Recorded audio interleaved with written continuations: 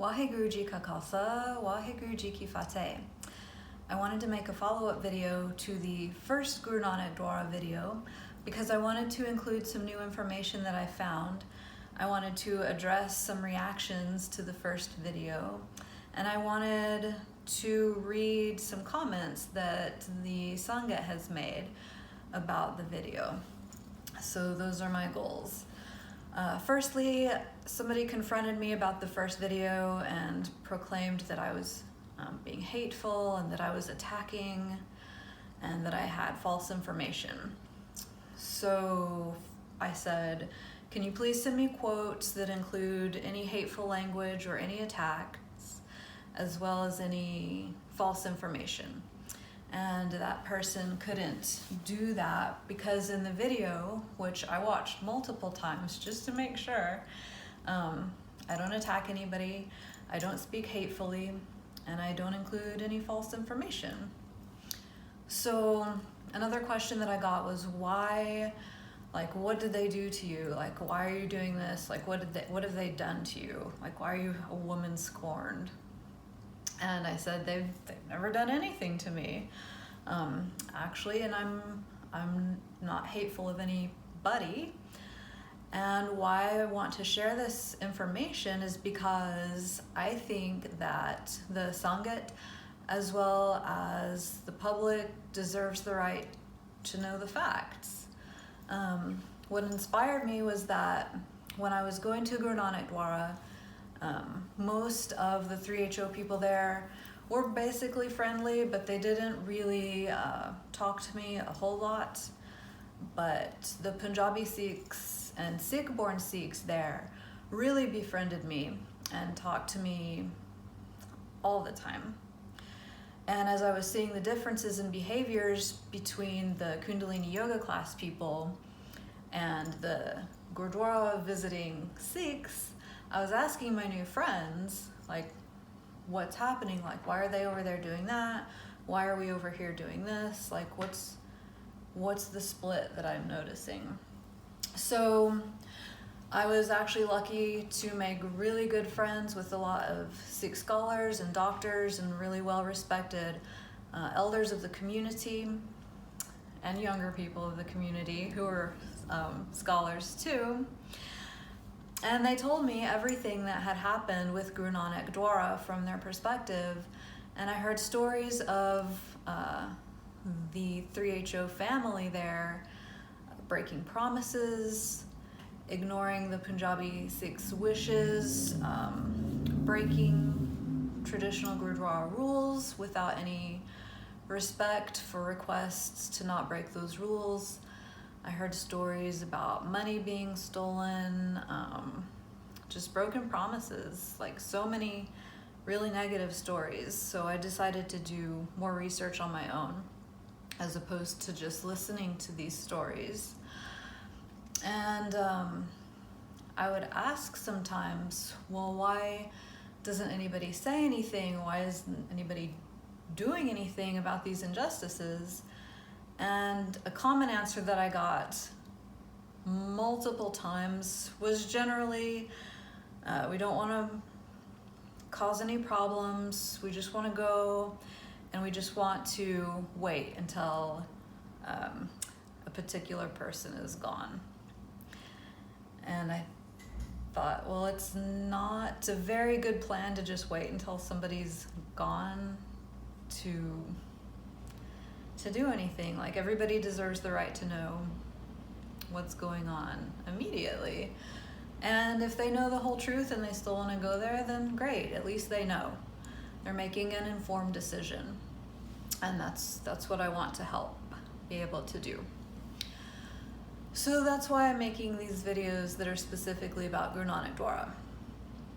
So in response to the first video, I got somebody who said, seems simple to me to kick out the Kundalini Yoga teaching off the Gurudwara site, invite every Sikh in town over, and publicly denounce the teachings of Yogi Bhajan, and publicly commit to the teaching of the great Guru Granth.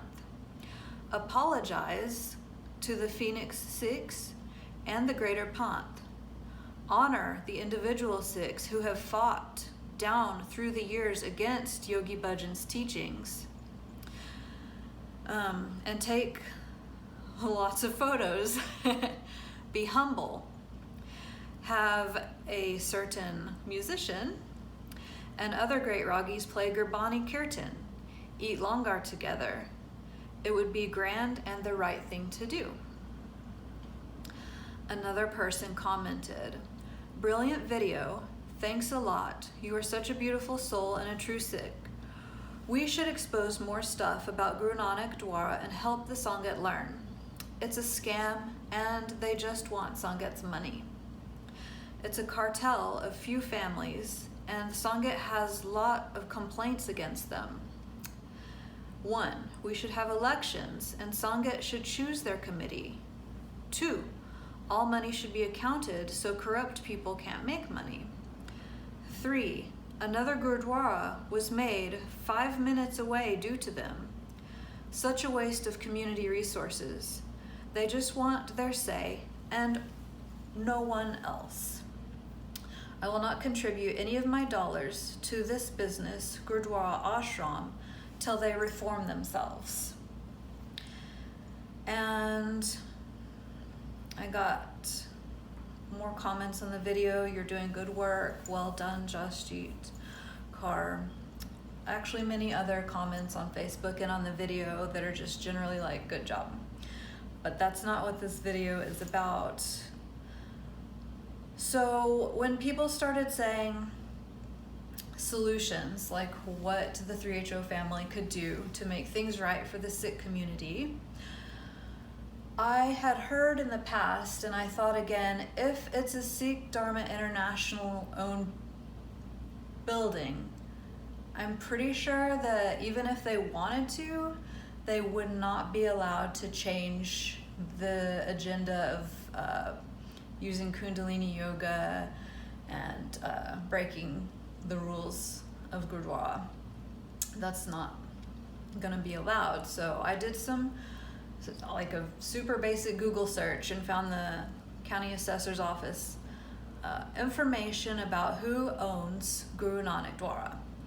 So from these documents, you can see that Sikh Dharma of Phoenix and 2 particular individuals do own Guru Nanak Dwara, as well as the yoga studio next door. So you can just see these documents here. So in fact, Sikh Dharma International owns Guru Nanak Dwara. Now, what does that mean for what goes on there? One of my sisters posted some information because I asked, if it's a Sikh Dharma International ashram, what can they do? And she answered, yes. If Guru Nanak Dwara is owned by Sikh Dharma International, which it probably is, and you saw from the previous photos that it is, then Judge Leslie Roberts, back in the 2010 Portland Grand Schism trial, declared in her conclusions, "They shall be working in the best interest of the entity and in the service of such related entities' mission to support and advance the practice of the Sikh religion or the technology of Kundalini Yoga, as both were taught by the Siri Singh blah blah blah Yogi Bhajan." So they're saying they have to promote the Sikh religion as taught by Yogi Bhajan, which is problematic because he's teaching things like this and this tantric yoga and Kundalini yoga. And more importantly, he didn't actually really know that much about the Sikh religion. He knew a little bit about Hinduism because one of his parents was Hindu, and he knew a little bit about Sikhi because one of his parents was Sikh. He came to the US knowing a little bit. He came to the Southwest, so he was combining the Hindu religion with the Sikh religion. He saw the Native American traditions here, so he combined in some of that.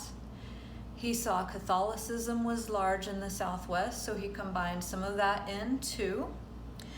And he saw that a lot of his followers were into this sort of like New Age, spirituality, sort of hippie stuff.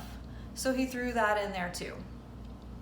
So Sikh Dharma International 3HO follows those teachings, which are a combination of many things and not Sikh. Although some Sikh things, many actually, are included, but they are distorted. And as you can see from Sikh Dharma International's website, it says, under the Siri Singh Sahib's direction, Sikh Dharma was legally incorporated and officially recognized as a religion in the United States in 1971. So Sikhi and Sikh Dharma are two different religions. So when you go to Guru Nanak Dwara, you're going to a Sikh Dharma international establishment, house of worship, whatever you want to call it. You're not going to a Sikh Gurdwara. And if that's fine with you, that's fine. I'm not telling you not to go there, I just want you to know. And they don't do Kundalini yoga inside the Gurdwara, but they promote it on their schedule, as you can see in this picture. And it doesn't say this is Sikh or this is Hindu or anything. It just says morning sadhana. It's the Kundalini yoga class. And they do Aquarian mantras. And in this picture you can see they include Vayanti Karyanti, which is of Hindu origin. But they don't tell anybody that. They just say we're doing a small Gurdwara. So I don't think in any Gurdwara in the world it would really be that acceptable to be including Hindu prayers. And then finally, I wanted to read a few more comments that were on the previous video. And somebody says, I call it Jota Dwara since he's never going to stop being the ashram leader there. I worked there for a long time. Jota told the Indians that Kundalini yoga is the bait that catches the fish when he was defending teaching yoga in the Gurdwara, which they have tried to do, but people wouldn't have it, so they moved across the street. The other Gurdwara was branched off, was from Dr. Jasjeet Saini's estate. Dr. Saini was donating all his money to the Gurdwara when he drowned in his own pool. Right before he drowned, Jota had him take out a large life insurance policy. Continues, that's why it took so long to be built. Jota's daughter drew up the structure and they planned on getting Dr. Saini's money to finish it, but Dr. Saini's wife had an issue and built another temple elsewhere. Sorry, I probably didn't pronounce that name correctly. Further comments are, Jota said to me, you are basically an untouchable. I was around 19 at the time. I was trying to heal from my childhood trauma, and I really put effort to walk a spiritual path. You will always be beneath Jota's family unless he sees opportunity to use you. And another person said, Jota Dwara, it's sad but true. His whole gang is controlling Gurdwara like his own property. If it's for public, why are there no elections? Why is it not called a Gurdwara? Seems like a cheap marketing trick to confuse people by having enough similar sounding words there, but still not calling it a Gurdwara. So I can neither confirm nor deny any of those statements, but that those were the comments that people put in the video, and those match with the stories that I have heard in the past too. So I judged for myself. because I got a lot of this information, and now you can judge for yourself. I want to end on a note by one of the most prominent Sikh scholars and one of the most prolific authors of the Sikh religion, Dr. Trilochan Singh. And he wrote this in 1977, and it still holds true today. He says, "Among the men leaders, there are few ashram leaders whose arrogance has hurt many people just because they wield a special power in 3HO machinery and are sure of the backing of Yogi Bhajan. They have the erroneous impressions that the titles and hierarchical positions they have acquired have given them a special position in the whole Sikh community. But let me tell them that in the eyes of intelligent sections of the Sikh community who live and practice Sikhism, these titles and positions given by Yogi Bhajan are not worth 2 cents. In Sikh history, they would be looked down upon as religious clowns in the 3HO circus of Yogi Bhajan." Thank you for watching this video. Waheguru Ji Ka Khalsa, Waheguru Ji Ki Fateh.